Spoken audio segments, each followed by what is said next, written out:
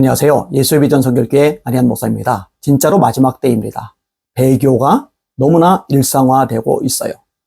하나님의 말씀에서 벗어나는데도 불구하고 버젓이 그것을 교회법으로 제도화한다. 교회의 자연스러운 형태로 규정한다. 이게 배교잖아요. 이런 일들이 점점 일상화돼 가고 있습니다. 영국 성공회에서 동성 커플에 대한 독립 예배, 축복, 허용을 하기로 했습니다. 동성 커플을 위해서 예배를 드리는 게 가능하다라는 거죠. 축복 예배를 드리는 게 가능하다, 그런 거죠. 이 부분에 대해서요, 내년 25년 2월에 총회 걸리는데 이때 상정할 거랍니다. 근데 이미 내부적으로는요, 조율이 다 끝난 상태이에요. 주교회에서 찬성이 22표, 반대 12표. 찬성한 바가 2배 가까이 많은 거예요. 성직자위에서는 찬성 99표, 반대 88표. 이거는 이제 뭐 절반 가까이, 2배 가까이 많지는 않지만 역시 이것도 많은 거예요. 그 다음에 평신도에서도 찬성 95표, 반대 91표. 결국 이제 통과가 된 거고 실제로 그렇게 진행이 되게 되는 겁니다. 여러분, 하나님의 말씀에서 어긋나는 것을 죄라고 합니다. 하마르티아가 뭐예요? 관역을 맞춰야 되는데 못 미치면 죄인 거죠. 빗나가면 죄인 거죠. 넘어가면 죄인 거죠. 하나님이 하라고 하셨는데 안 해요? 못 미치는 거죠. 죄예요. 하나님이 하지 말라고 했는데 해요? 넘어간 거죠. 죄예요. 이 세상적인 기준과 달라요. 세상에서는 기도 안 해도 죄라고 안 해요. 근데 예수 믿는 사람들은 기도 안 하면 죄예요. 왜? 주님이 기도하라 하셨으니까. 용서 안 하면 세상에서는 죄가 아니에요. 근데 예수 믿는 사람들은 용서 안 하면 죄예요. 왜? 주님이 용서하라고 하셨으니까. 전도도 마찬가지죠. 시기 질투도 마찬가지죠. 미움도 마찬가지죠.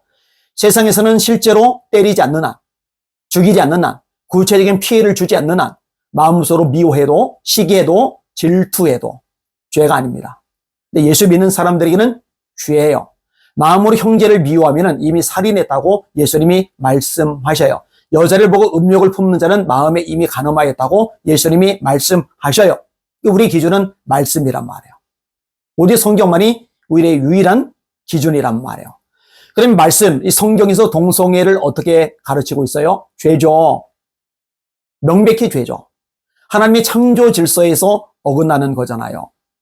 우리의 모양과 형상대로 사람을 만들고 그리고 바다의 고기와 공중의 새와 땅이 움직이는 모든 생물을 다스리게 하지 하시고 하나님이 자기 모양과 형상대로 사람을 창조하시되 남자와 여자를 창조하시고 그들에게 복을 주시며 이르시되 생육하고 번성하여 땅에 충만하라.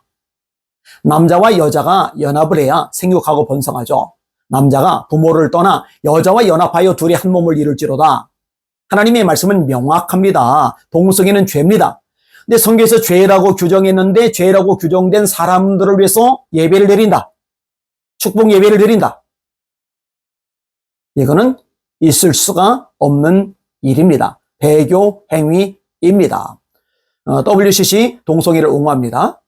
NCK 동성애를 옹호합니다. 차별금지법 통과시키라고 성명서를 냈던 단체가 NCCK입니다. 통합교단은 동성애 옹호하지 않아요. 차별금지법 반대합니다. 그러면은 WCC의 조치를 취해야죠. NCCK의 조치를 취해야죠. 감리교단도 역시 마찬가지입니다. 감리교단은 차별금지법 지지하지 않아요. 감리교단은 동성애 지지하잖아요. 그러면은 이것을 지지하는 WCC에 대해서 NCCK에 대해서 목소리를 내야죠. 선한 싸움을 싸워야죠. 내버리면 안 되는 거예요. 여러분 우리나라도요. 이런 식으로 계속 가면은 영국 성공에 꼴 납니다. 미국 성공에도 그렇죠. PCUSA 미 장로교회도 이미 넘어갔습니다. 무너져 버렸어요. 그러니까 나가야 될 때 제대로 막고 조치를 취하지 않으면 점점 이것이 부피가 커져가면서 댐을 무너뜨려 버리는 거예요. 이게 이제 미국의 현상이고 이게 영국의 현상이고 이 유럽의 현상이란 말이에요. 대한민국도 그렇게 갈 수가 있단 말이에요. 그러니까 지금 제대로 조치를 취해야 됩니다. 교단들 바로 말씀으로 서도록 기도 많이 해주시길 바랍니다. 교단의 리더급에 있는 분들 책임감을 가지고 사명감을 가지고 선한 싸움을 싸워주시기를 주님의 이름으로 부탁을 드립니다. 성도들도요 무조건 따라가면 안 돼요. 맹목적으로 추종하면 안 돼요. 말씀에 비춰서 어긋나면은 목소리를 내셔야 됩니다. 선한 싸움을 싸우셔야 됩니다. 영적 전쟁 치르기 위해서 기도하셔야 됩니다. 그래야 한국교회가 말씀에 바로 설 수가 있습니다. 늘 이 부분을 위해서 영적 싸움을 싸워주시는 여러분들 되시기를 주님의 이름으로 부탁을 드립니다. 날마다 주님의 이름으로 전진하며 승리합시다. 할렐루야.